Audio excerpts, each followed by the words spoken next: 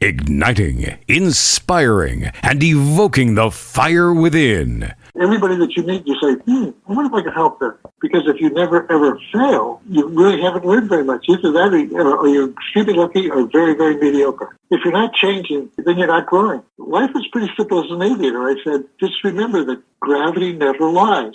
People say, well, what's the difference between leadership and management? Moses, when he was in the desert, managed his people.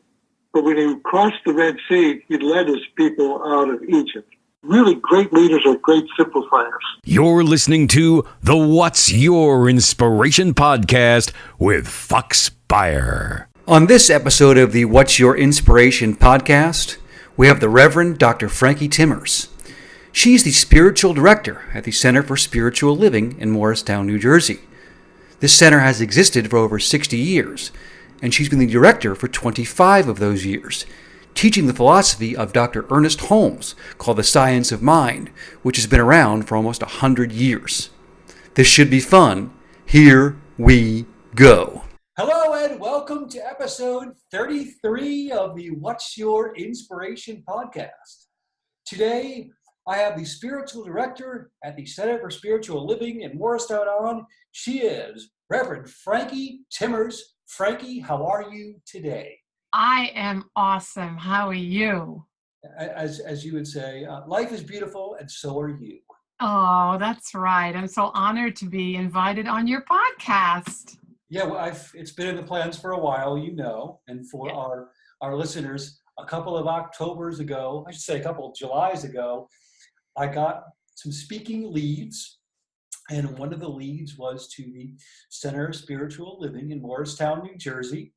I wrote a short bio, edited my website, and pretty soon thereafter, I got an email back from you, Frankie, inviting me to come in and speak.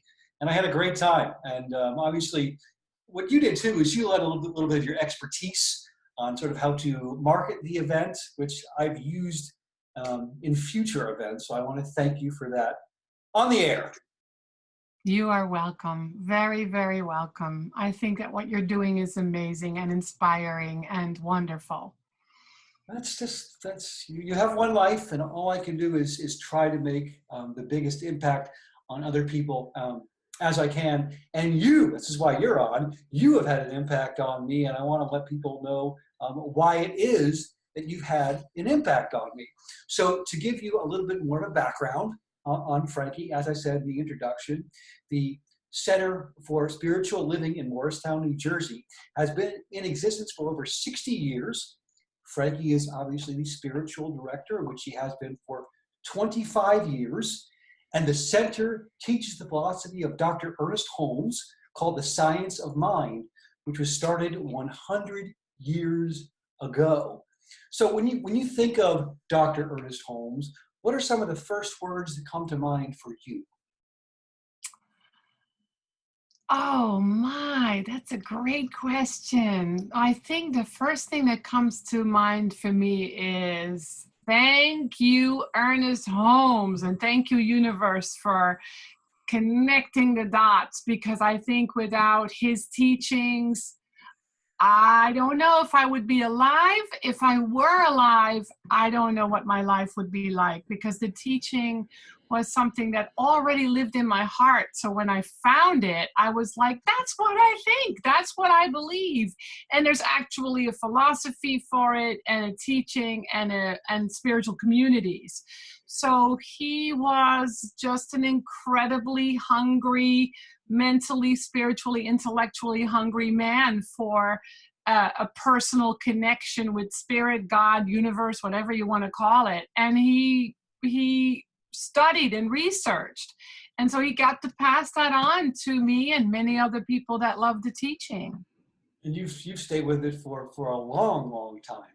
I mean, 25 years, that is a quarter century of work in a particular area.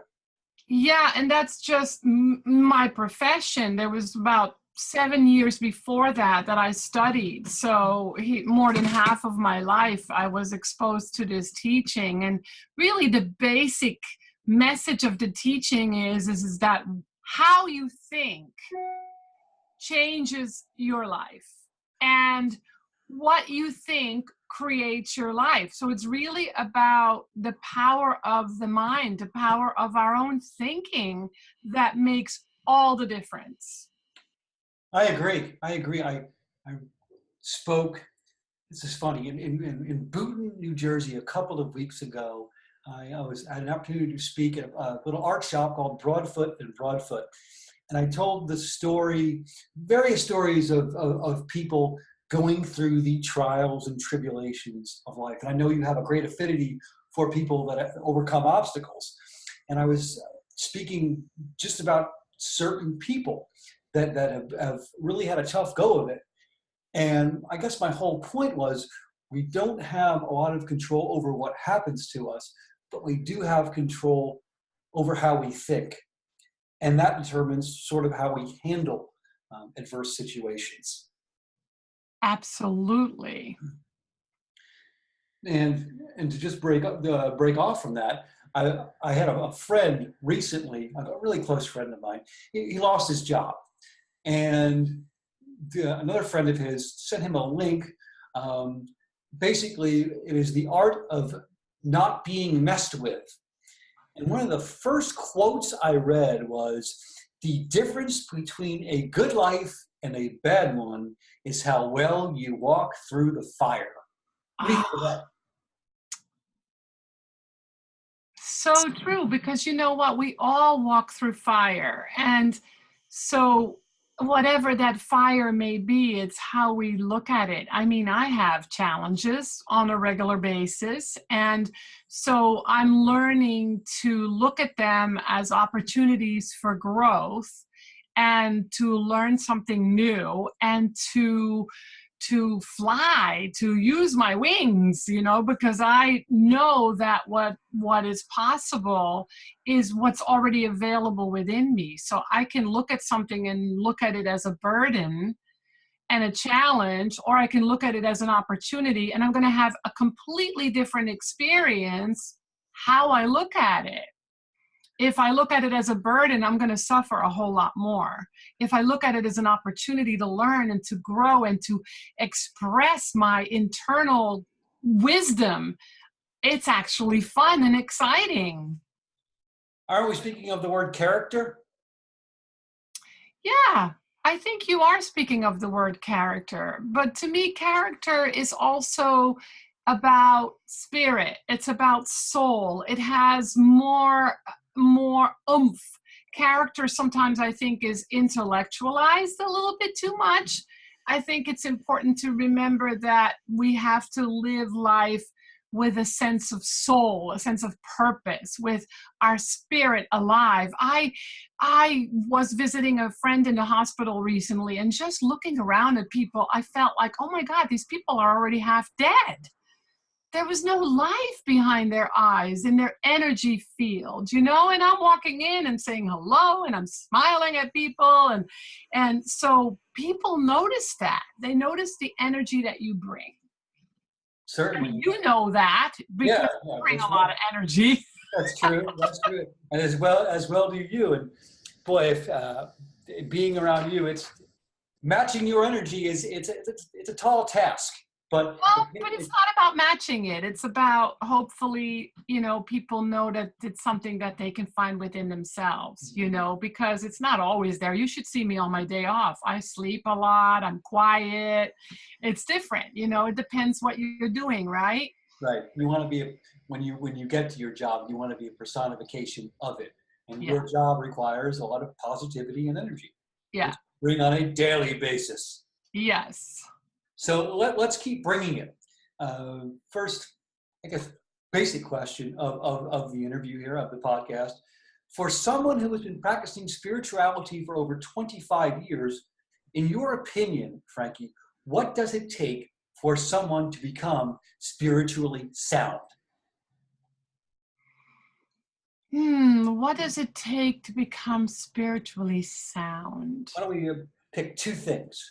Well, gosh, you ask these huge existential questions. We have like a half an hour, right? So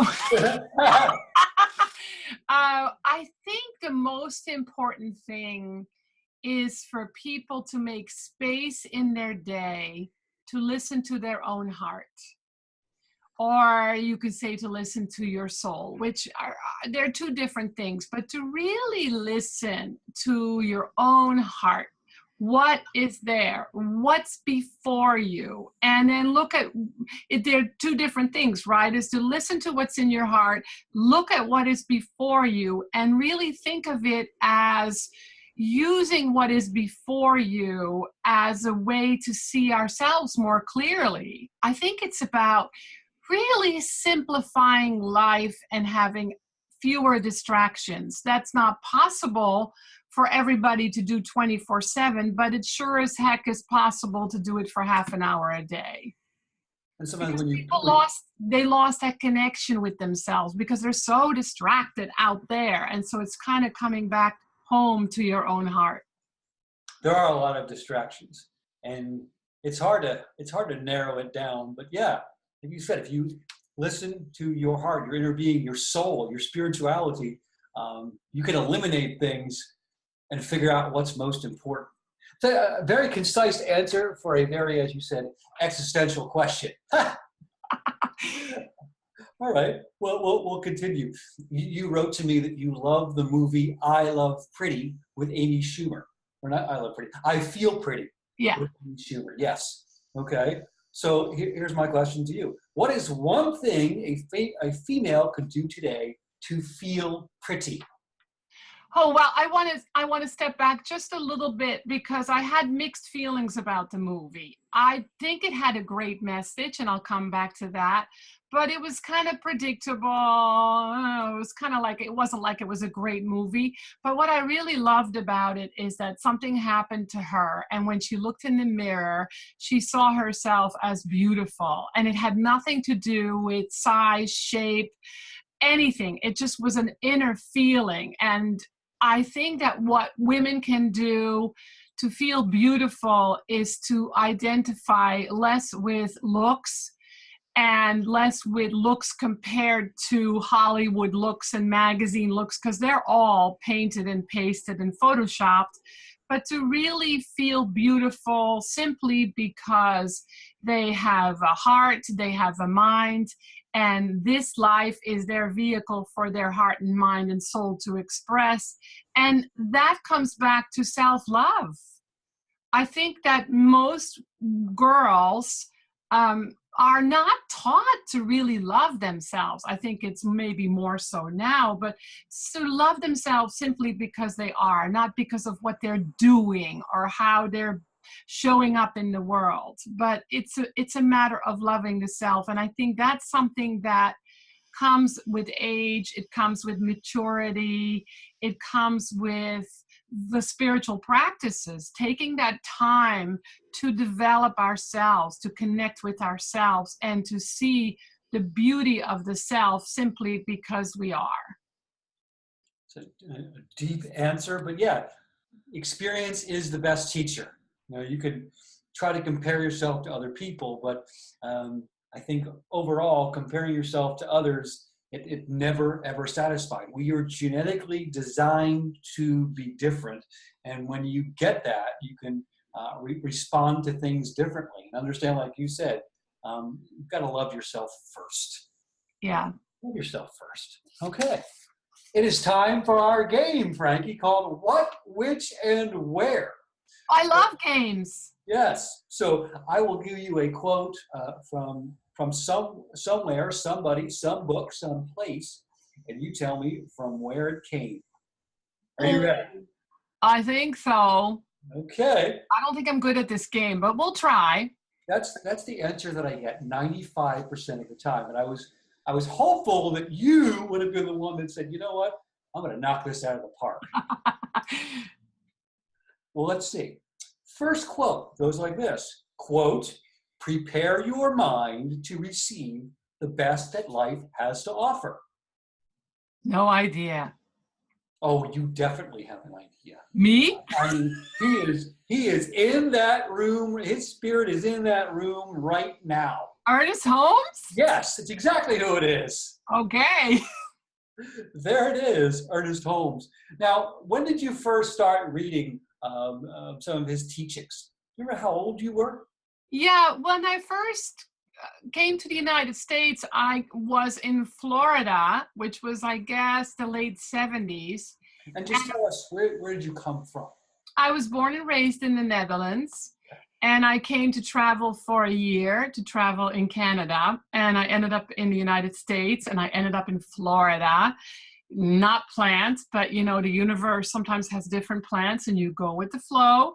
And I ended up in Fort Lauderdale, and a friend invited me to the center after enticing me with different names of philosophers that jived with the science of mind teaching. And when I arrived at the center, I felt like I had finally found the place I could call my spiritual home because of what I had believed for a long time. So Ernest Holmes was the founder, and it was then called Church of Religious Science. Through changes and branding and really looking at who we really are and what we really do, we're now called Centers for Spiritual Living. But I dove in immediately and just devoured anything he had ever written, which is about 100 books. So he really speaks to my heart. It's very simple. He wrote 100 books? He wrote about 100 books. I have a list I'll happily send you. He was very prolific. And a lot of the books what I love about it so much is the science of mind is under the umbrella of new thought, but it's considered ancient wisdom. And so what he did, he studied all the different world religions and philosophies, and then simplified the distilled message into the science of mind philosophy in such a way that it can speak to anyone and everyone, because it really just talks about what you believe and what you think creates your experience. So that really spoke to me, the simplicity of it. Teachings don't have to be complex. They can be very simple. Yeah, I think most of the best teachings are simple and they are relatable. And obviously it struck a chord within you because you've been doing it for over half your life. Yes. Excellent, excellent. Frankie, you are 1 for 1 in what, which, and where. We have one more question. One more question. And these are relevant to you. Just keep that in mind. So here goes the second question in what, which, and where. Quote, pick and choose your battles. Sometimes go with the currents. I have no idea. Is it Ernest Holmes again? Emerson? Ralph Waldo Emerson? Emerson. Wow, that's serious literature. It is literature, and that you're very familiar with, but it is not Ralph Waldo Emerson or Ernest Holmes. I have no idea. I don't like this game. We've got common answers here on what, which, and where. Frankie, that's from my book, Letter Kindling. It's called. No, shame on me. Shame. I'm distraught. I am distraught. My spirit is battered. A living teacher right before me. Oh. Yeah, that's okay. It comes from a poem in my book, Letter Kindling, called "It Takes Time to Forgive." Oh, it's so true, isn't it? It's a process. I think it's a process. Yeah. I'm not one that can be just say, I forgive you. It takes a little bit of time. I think we need to forgive so that we're not in an emotional prison for things that have happened to us, against us, etc. But in my experience, it does take time to forgive. Well, and you know what? I want to say something about that, because I think people can be very confused about forgiveness, because I think we're taught to forgive others, but I think we often skip a step. I think we have to remember that forgiveness is not for anyone else, but for ourselves. And so we always need to include forgiving ourselves for whatever, because it's about freedom. Yes. Excellent nugget. It is. To me, when I understood what it was and could define it, it made so much sense to me. You're not, when you forgive somebody, to me, you're not saying what was done to you is okay, but you don't want to be in emotional prison with them or yourself anymore. and you want to give yourself a future. You can't have a future when mentally always being in the past, if that makes sense. Right. That makes sense. But I like the nugget that you added as well. Forgive yourself. Do that first. And a lot of it, what you teach is self. Get yourself right first before you get others right, or try to get others right. Yeah. Excellent. So one for two, but I think some bonus points for the extra nugget added. So we'll add on some points. You're kind. I am kind. Thank you for that. So we're going to wrap it up here with this scenario, Frankie. We know all heroes don't wear a cape. If you had the opportunity to take a 1-hour car ride with the following people, who would it be and why? One of your former teachers. 2, Dr. Ernest Holmes. Or 3, someone you have recently met that has overcome an obstacle. Oh, I'd have to say Dr. Ernest Holmes. I think he had a big Cadillac or something. I don't know. I think I'd let him drive. I definitely would love to take an hour car ride with him. Would an hour be enough?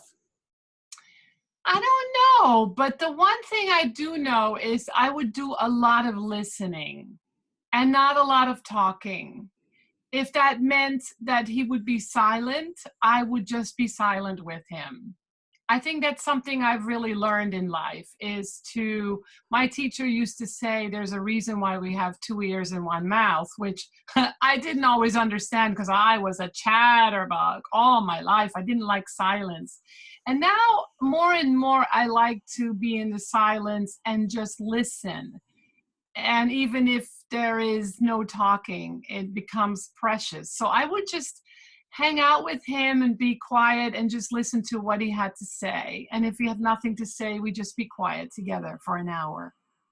Listen twice, talk once, in the words of Terry Soldati from her son. That goes back to a previous podcast. I love the advice there, and a very quick answer on that. No question, Ernest Holmes. Man, excellent. Frankie, this has been an absolute blast. Could you, 2 things to end here. One is, if you'd like to share, how can people get in touch with you? And then who would you like to hear and see on an upcoming podcast?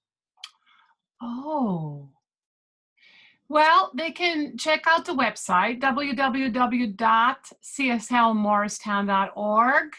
They can call our center, 973-539-3114. My email is Dr. Frankie, Dr. Frankie with IE at cslmorristown.org. And who would I like to see on one of your podcasts? You know, a person who's coming to mind right now is Jennifer Orizio. She's on Facebook, but she wrote a book called Soul Language, and she's really wonderful on podcasts. I've done one of hers. She's a member here. And I could refer you to all kinds of my colleagues that would love to be on your podcast. Some of the local ones would be Reverend Dr. Karen Kushner in Princeton, Reverend Michelle Wadley in Caldwell, Reverend Jennifer Berkeley in Rockland County, Reverend Janice Valera is at Unity in Sparta. So some of my colleagues, I think, would really be wonderful. That would be awesome. And thank you for the recommendations. And if I could, I will I'll provide that information in the write-up with the podcast, if you would allow it, to get people in touch with you. Is that okay? Yeah, absolutely. I'll share it on my Facebook page and the one for our center. Excellent. Excellent. Getting spiritually right on episode 33 of the podcast. Frankie, thank you so much. Thank you, Fox. Great to see you. Great to be with you. It's great to be here and always great to be seen. Yes. Take care. Okay. That will wrap up episode 33 of the What's Your Inspiration podcast. Frankie and I will talk at you all later. Take good care. You have been listening to the What's Your Inspiration podcast with Fox Beyer, because impact on each other is the greatest currency you could ever have. Day by day I rise. I sift through the truths and the lies. The first 3 words out of my mouth I say, stronger than yesterday. Stronger, I raise the bar. Stronger, I can never go too far. Stronger, the very minute I open my eyes. Stronger, I know I'm powerful. Stronger, more powerful than I realize. Each night before I sleep, these 3 words in my head, they creep. Stronger than yesterday.